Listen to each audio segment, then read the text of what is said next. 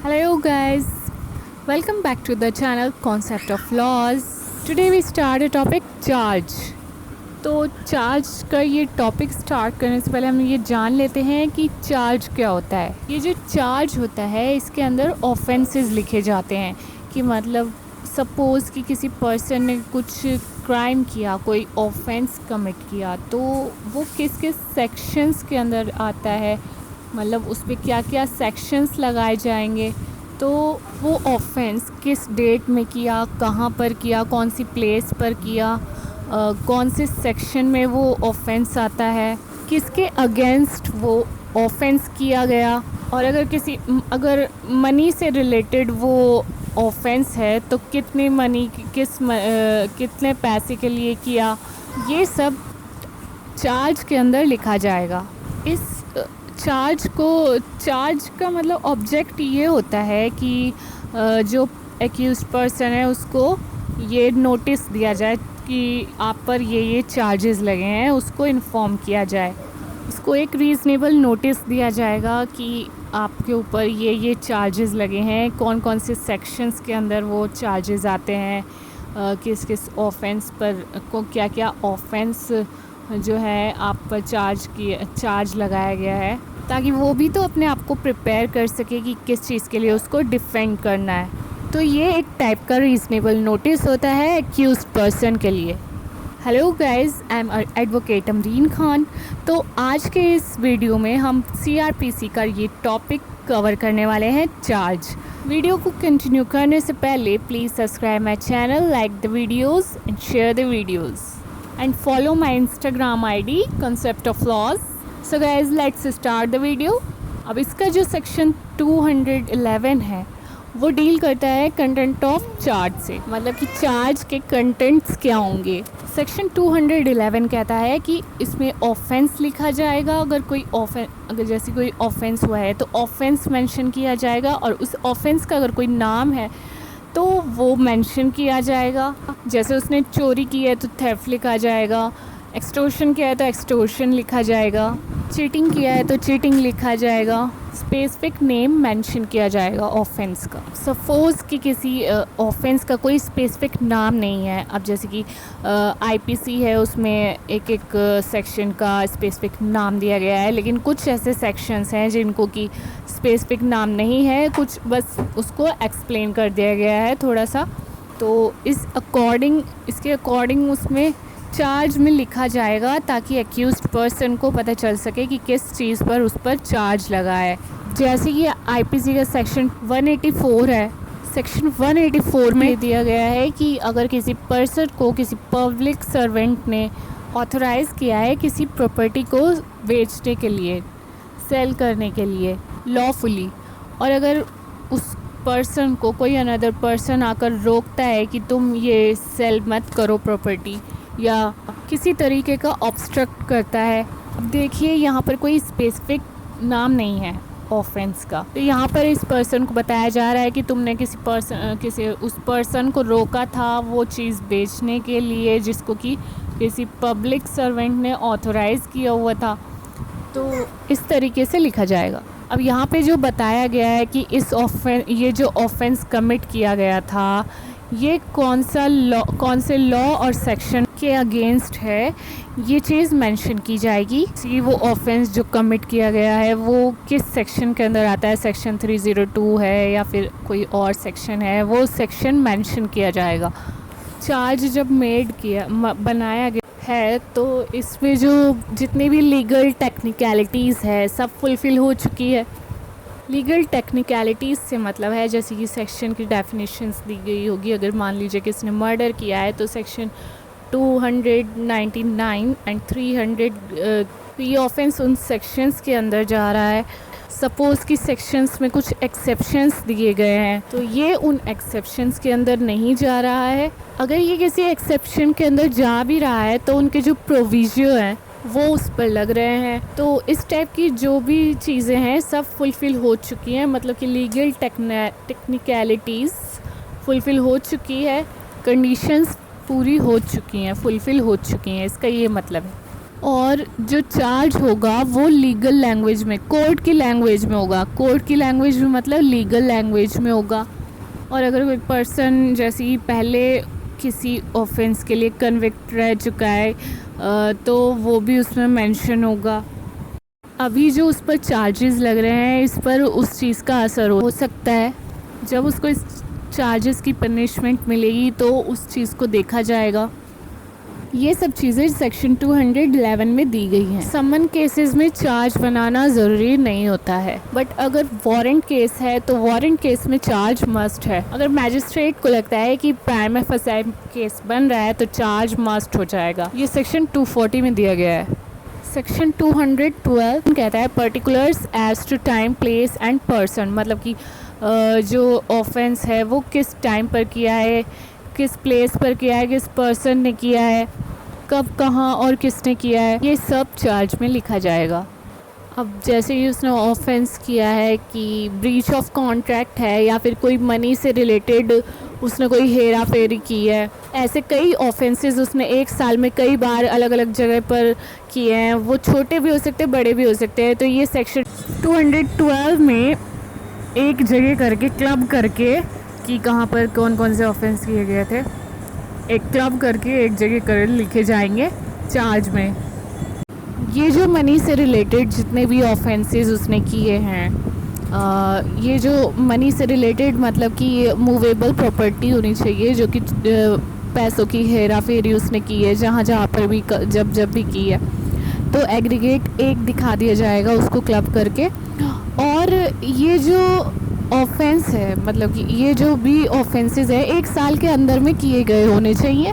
अगर ये एक साल से ऊपर जाएंगे तो इलीगल हो जाएगी। इस केस में भी दिया गया था, एक केस था धनंजय बॉय वर्सेस करीम खान 1904।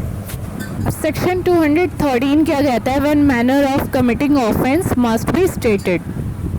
अब ये सेक्शन कह रहा है कि अगर सपोज़ कि जो एक्यूज्ड पर्सन है, जो आरोपी है जिसके ऊपर ये चार्जेस लगे हैं, ये ऑफेंसेस लगे हैं, ऑफेंसेस कमिट उसने किए हैं, वो सेक्शन 211 एंड सेक्शन 212 जो उसमें मेंशन किया गया है चार्ज में, उस सब के बाद भी वो ये समझ नहीं पा रहा है, उसे रीज़नेबल नोटिस नहीं मिल पाया है, कि वो नहीं समझ पा रहा है कि उस पर क्या चार्ज लग रहा है, क्यों लग रहा है, तो उसको और थोड़ा इलेबोरेट किया जाएगा, उसको थोड़ा एक्सप्लेन और किया जाएगा, पर्टिकुलर्स को लिखा जाएगा। कुछ ऑफेंसेस होते हैं जिसमें कि एक्सप्लेनेशन की ज़रूरत नहीं होती है, जैसे कि किसी ने किसी के ऊपर ये इल्ज़ाम लगाया कि चोरी की है तुमने। अब इसमें एक्सप्लेन किस तरीके से की है चोरी, इस चीज़ को एक्सप्लेन करने की ज़रूरत नहीं है।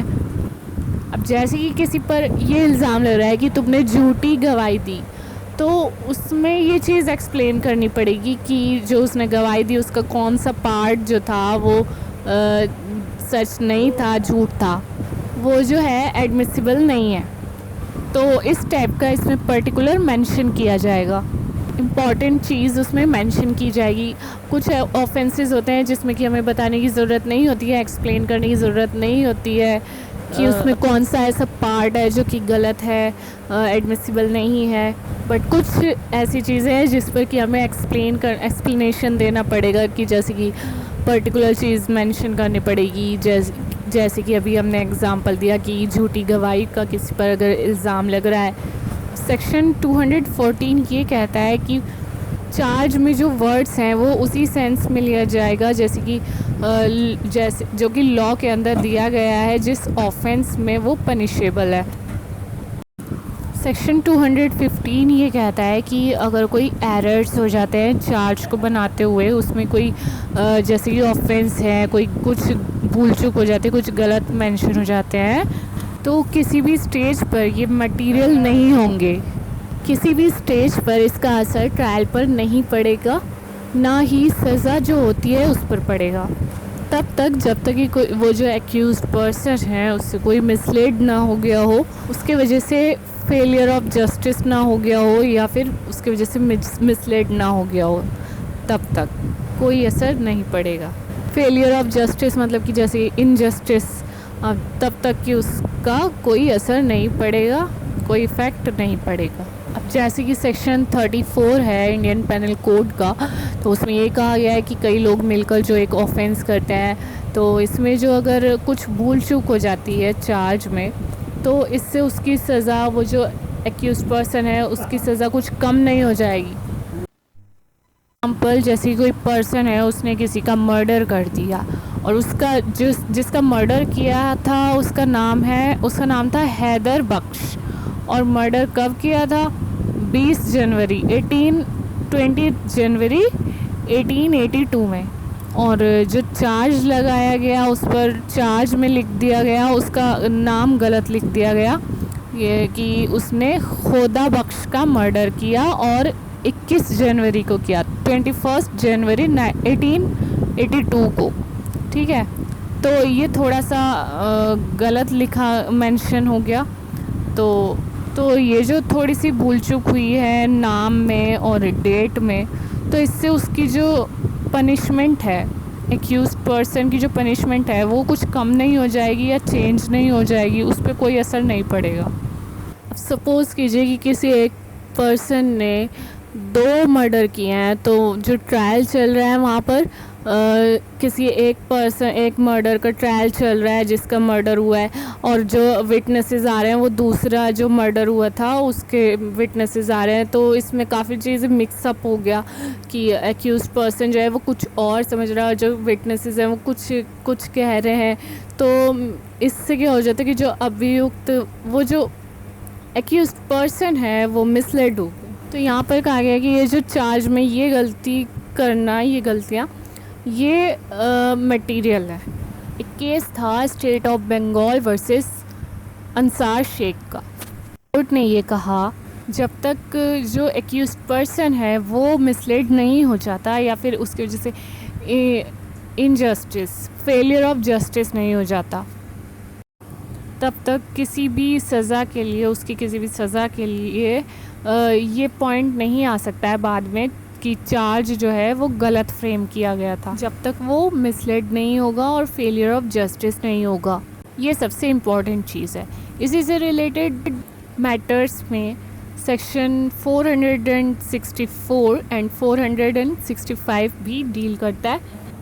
सबसेक्शन 2 कहता है सेक्शन 464 का उस पॉइंट पर रीट्रायल होगा, फिर से ट्रायल होगा एक्यूज्ड पर्सन का, जहाँ पर कि मिसलेड हो गया या फिर मटेरियल गलती हो गई और उसकी वजह से फेलियर ऑफ जस्टिस हो गया, तो वहाँ पर रीट्रायल होगा। इसके बाद आता है section 216, can court alter the charge? तो इसका आंसर है yes, according to section 216 any court में ऑल्टर और add to any charge at any time before judgment is pronounced। मतलब कि जजमेंट आने से पहले कोर्ट जो है उसमें ऐड भी कर सकती है कुछ चार्ज और उसको ऑल्टर भी कर सकती है। हर एक जो ऑल्ट्रेशन और एडिशन किया गया है वो एक्यूज्ड को बताया जाएगा, एक्सप्लेन किया जाएगा। कोर्ट को अगर ऐसा लगता है कि ये जो ऑल्ट्रेशन और एडिशन किया गया है चार्ज में, तो इससे क्या कि जो प्रोसिक्यूटर है और जो एक्यूज्ड है उसको डिफेंस करने में कोई फ़र्क नहीं पड़ रहा है, कोई असर नहीं हो रहा है, तो मतलब प्रीजुडिस नहीं होगा, उनको कोई फ़र्क नहीं पड़ेगा इस चीज़ से, तो वो इसी हिसाब से प्रोसीड करेगा। लेकिन अगर उसको लगता है कि चार्ज में ऑल्ट्रेशन और एडिशन करने पर दोनों पार्टीज़ को फ़र्क पड़ सकता है, तो उस केस में वो रीट्रायल के लिए ऑर्डर कर देंगे, यानी कि फिर से ट्रायल होगा या फिर उस ट्रायल को रोक देगा। अगर लगता है कि पार्टीज़ को इससे दिक्कत हो सकती है तो वो कोई एडिशन नहीं करेगा कि इससे पार्टीज़ के साथ प्रीजुडिस हो सकता है। सपोज़ कि कुछ ऐसे ऑफेंसेस हैं जिसके लिए प्री सैंक्शन की ज़रूरत है, मतलब कि पहले इजाज़त लेने की ज़रूरत है, तो ऑल्ट्रेशन और एडिशन करने से पहले उसकी प्री सैंक्शन ली जाएगी। अगर मान लीजिए कि पहले ही उसकी प्री सैंक्शन ली जा चुकी है तो फिर से उसके लिए प्री सैंक्शन नहीं ज़रूरत है लेने की। सेक्शन 217 ये कहता है कि recall of witnesses when charge alter। एक बार अगर चार्ज ऑल्टर हो गई है या एडिशन उसमें हो गया है तो पार्टीज़ को ये राइट दिया जाएगा कि वो फिर से री एग्ज़ामिन कर सकते हैं, समन कर सकते हैं विटनेसेस को। लेकिन अगर कोर्ट को ऐसा लगता है कि ये जो री एग्ज़ामिन और समन ऑफ विटनेसेस से कोर्ट का सिर्फ टाइम वेस्ट होगा तो कोर्ट इस चीज़ को रोक सकती है, कोर्ट उसकी इजाज़त नहीं देगा। का पार्ट ए हो गया है। अब हम जो नेक्स्ट वीडियो में स्टार्ट करेंगे सेक्शन 218 से, जिसमें बात की गई है जॉइंडर ऑफ चार्ज की। सो गाइस, मिलते हैं नेक्स्ट वीडियो में, तब तक के लिए बाय बाय, टेक केयर।